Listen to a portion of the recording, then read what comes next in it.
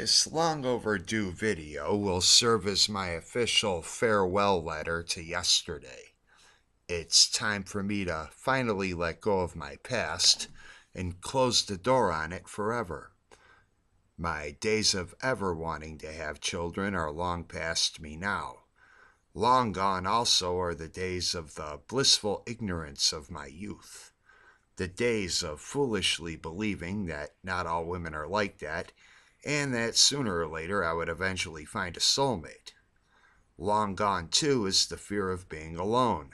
Looking in hindsight, I realize I was always alone, even when I was in that once coveted position of being in a relationship with the ever elusive opposite sex. I've come to the understanding that they were never mine, and I was always just next. In my newfound Mgtow red pill enlightenment, I have learned much about the opposite sex. This knowledge has empowered me to boldly accept the ugly truth about Western women, especially white women. Through these sober eyes, I now see things as they really are, and I am very much at peace with my past. I am at peace with myself, and I have made my peace with the opposite sex, even though they are the main reason why the country in which I live is facing collapse.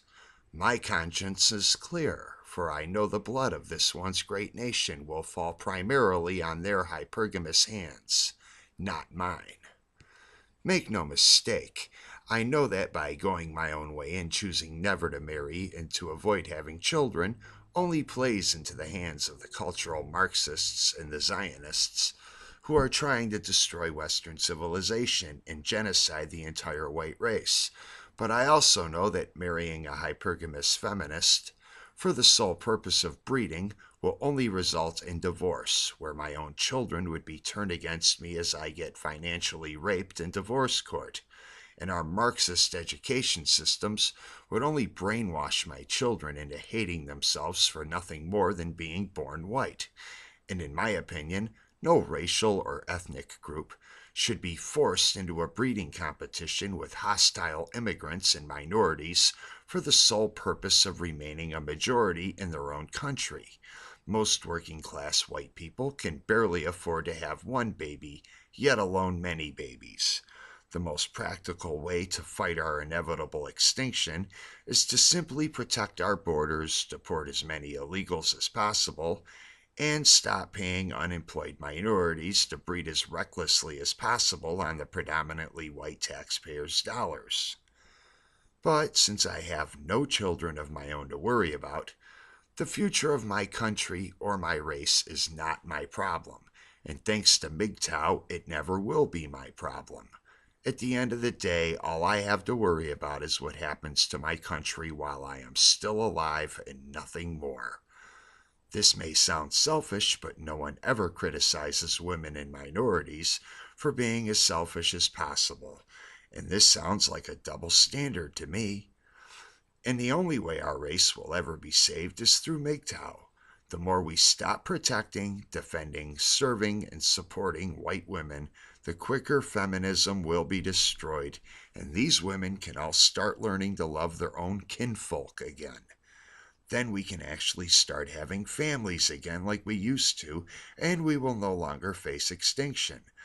But as it currently stands, Western civilization is unworthy of saving as long as feminism still has control over our society. I can simply care less about what happens to America as long as it remains a toxic, hypergamous, gynocentric matriarchy of anti-white male feminists and liberals. After all, why should I concern myself with fighting a war where the women of my own tribe are sleeping with the very enemies that are trying to destroy us? What honor do they have to defend? Why should I shield them from the consequences of their own selfishness and liberal ideologies?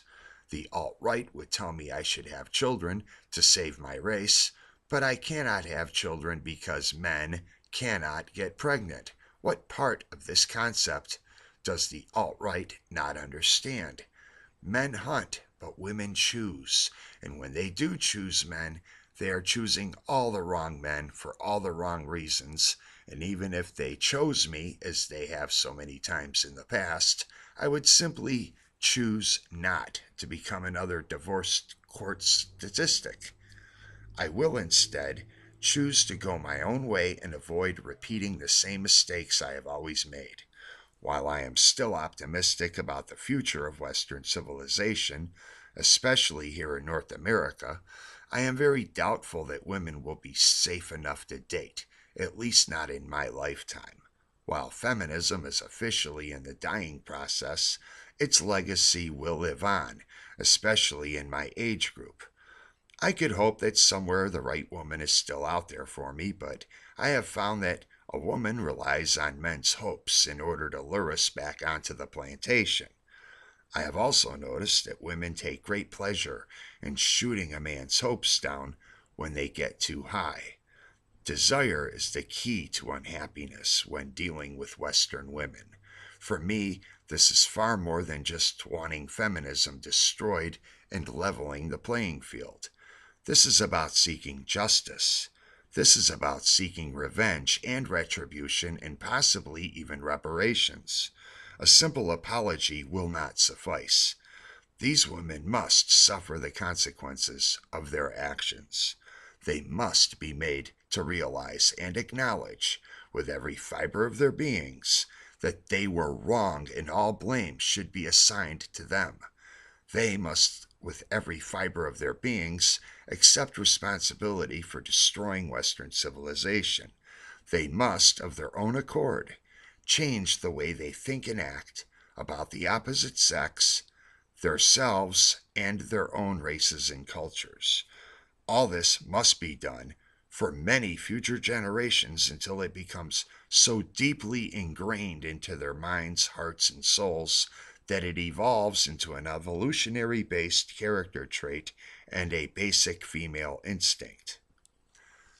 Although I have the grave misfortune of having been born into the most hostile times imaginable for men, especially white males, I have also the good fortune of living in the age of Mgtow, red pills, and doll ownership. As Gandhi once said, it is easier to put on a pair of slippers than it is to carpet the world. In placing the future of myself above the future of my entire race, I am liberated from the misery and despair that women, liberals, cultural Marxists, communists, and Zionists wish to impose upon me. Nothing pisses off the enemy more than seeing a man like myself smiling and enjoying life. My happiness is non-negotiable. My happiness will not be contingent on their approval, nor will my happiness ever be contingent on their worthless vaginas. This not only makes me impermeable to their coercion and manipulation, but it also disarms them of the power they once had over me. They become weaker as we become stronger, which is one of the many reasons why Hillary lost the election. This also explains why they are so outraged over the election results. They do not have the strength to absorb even one loss without completely losing their composures. And the more they protest, complain, spread disinformation, threaten innocent civilians and police officers, destroy public property, riot, and loot, the more they awaken other Americans from their liberal slumbers, and the more they will keep losing votes and elections. This will ultimately result in their long overdue downfall.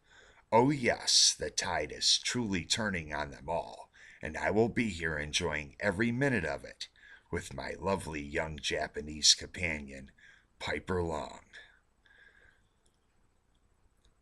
Thanks for watching. Please subscribe, click like, share. You know the routine. Have a great day, gentlemen.